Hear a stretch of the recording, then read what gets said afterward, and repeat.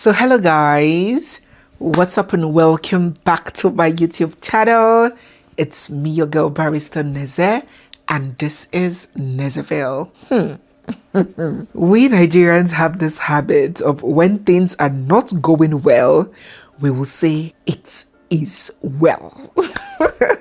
Do you guys do it in your own country? Do you guys say that in your own country? Let us know down in the comment section. In our last video, the last video we made on Senator Natasha about 7 months ago, I informed us that the court in its ruling had declared that her suspension from the Senate was unconstitutional. And I remember saying that I do not know what next will happen, but for the fact that the Federal High Court in Nigeria gave judgment in her favor, made that declaration, is a win. So Senator Natasha returned back to the Senate and continued doing all of the wonderful work for her people, all the selfless acts of charity that she is known and loved for, distributing free digital materials to children of her constituency, pushing for the establishment of fire service facilities in her district, just doing all of these wonderful things that make her different, that sets her aside from a lot of her colleagues. Many people thought at this point that we had moved on from all the drama. Well, apparently not. During the last Women's Day celebration in March, a list of delegates were selected to attend the United Nations event, which focused on discussions around improving access to justice for women and girls and accelerating gender equality. Senator Natasha, who of course is very passionate about these issues, indicated her interest to be part of the delegation. Now, in a Senate already grossly gender misaligned in terms of representation, where the total sitting senators, the number of total sitting senators are 109, of which 105 are men and only 4 are women. One would think that of course it will be an easy peasy to have the delegation be women, since it is International Women's Day and since the event focused on women issues. It was common sense to assume that the female senators, the few, will be given that first consideration and priority, except expressly declined. Ladies and gentlemen, it was such a surprise to many when this video made it out on social media, revealing that Senator Natasha had been sidelined and her name removed from the list of delegates expected to attend the women's event at the United Nations headquarters. She was replaced with a male senator, Senator Adeniyi Adegbomire, a man, to discuss women issues at an International Women's Day event. Somebody pinch me. I was invited by you to attend the CSW at New York, which is a United Nations event for women, and that I should send my passport. I was very happy. So within 3 hours, I responded, only for me to be told that I would not attend anymore because I responded late, and that was the response from the Ministry of Women Affairs. I just got off the phone with your staff, Becky. I don't know if Becky is here. I just got off the phone. And I'm actually really concerned because, you see, in Nigeria, there's this assumption that women are each other's problems and then there's no harmony with how we work. But how then do we speak to Nigerians that with just 4 of us, there is no unity, there is no coordination, and a woman is being alienated from such a very important event as it concerns women of the world? I'm not under suspension. I don't think I should be treated any different from other women. I only got to know yesterday at 1 p.m. and I responded almost immediately with my passport. Yet today, I'm told that I responded too late and therefore I am not attending. I think that it's important that we as leaders show good examples amongst ourselves so it will trickle down positively. Thank you. Senator Natasha, I assure you that you are on the team. Personally, I checked with every woman and then I put your name, and nobody on that team, they have 6 of us, nobody on that team is late. I'm not aware that anybody told you, but if you have told me that, I assure you that you're part of that team, because I told them that there are only 2 women. I checked with the other. I think Senator Idiat said she could not go.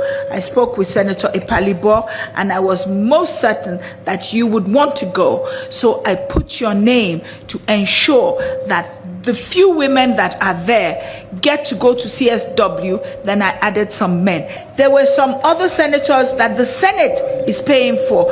I put only men on that one. So I'm not aware. Nobody has communicated to me and assure you that you are going. If you do not go, I will not go. That I say here as a woman. Before we proceed with today's video, a quick reminder, because I know that many of you forget. If you are new here, you are seeing my face for the first time, or if you've been watching without subscribing. In fact, some people say that they were subscribed and they didn't know how YouTube unsubscribed them. System glitches can happen, so you can confirm right now, please, by checking down below and ensuring that you are subscribed. Give the video a big thumbs up, drop your thoughts down in the comment section, and stay glued, for we have so much more coming your way.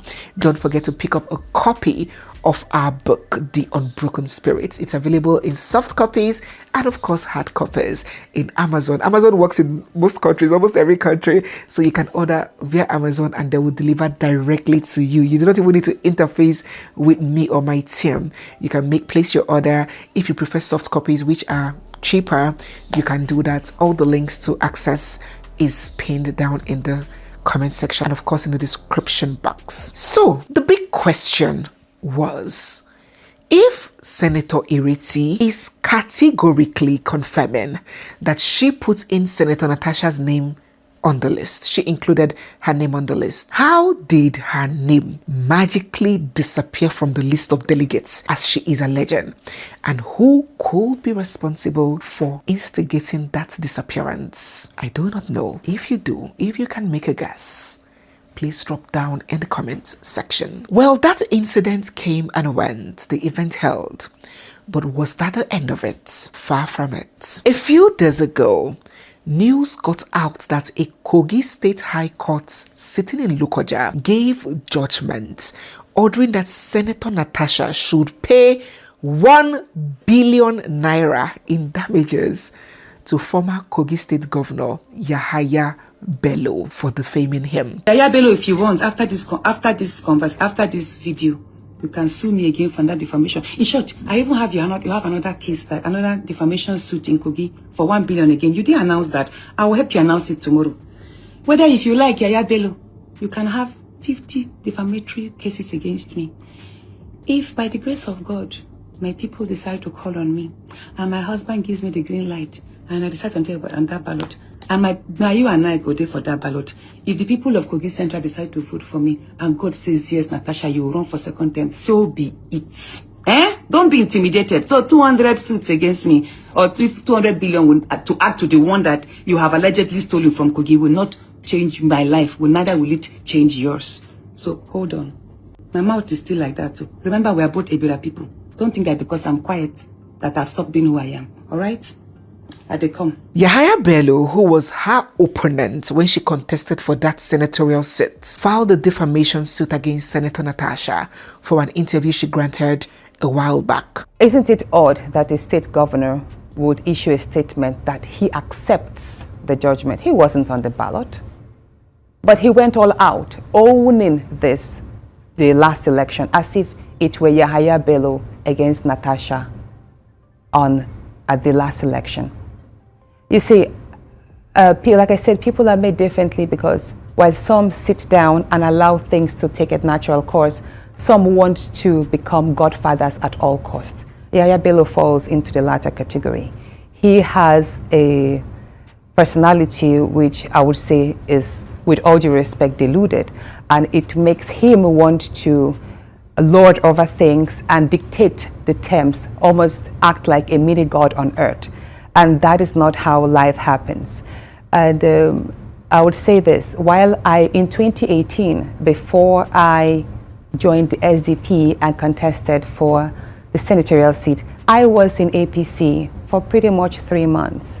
And I will say this, the governor called on me, just like he called on 9 other aspirants at that point, and telling each and every one to step down. To some people, he offered money. He offered me money as well. He offered me 50 million at first. I turned down. He said, how about 70 million so you will step down for my anointed candidate? I rejected the money. I told him I wasn't in the race for money. It wasn't a personal aggrandizement, but it was to create an impact and help my people.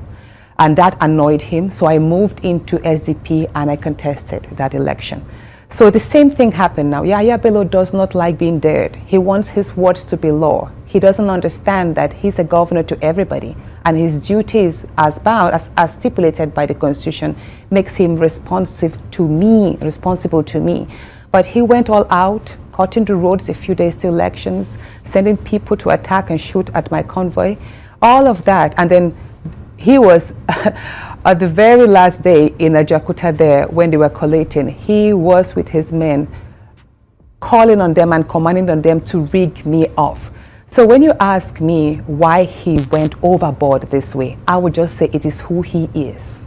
It is who he is. When the person is vindictive and dictatorial in nature, that is just who he is. And the court held that the statements were defamatory. The statements that Senator Natasha uttered were defamatory and not justified by evidence. So in addition to the 1 billion naira that it awarded as damages to Yahaya, it also placed an injunction as like a stop on Senator Natasha, preventing her from making further similar statements. Well, Senator Natasha has rejected the High Court's judgment and has indicated that she would appeal the ruling to a higher court. So the case will be going on appeal. For those who may be curious, who do not know Yahaya Bello, Yahaya Bello was the governor of Kogi State, the state where Senator Natasha comes from 2016 to 2024. So he served 2 terms, 8 years.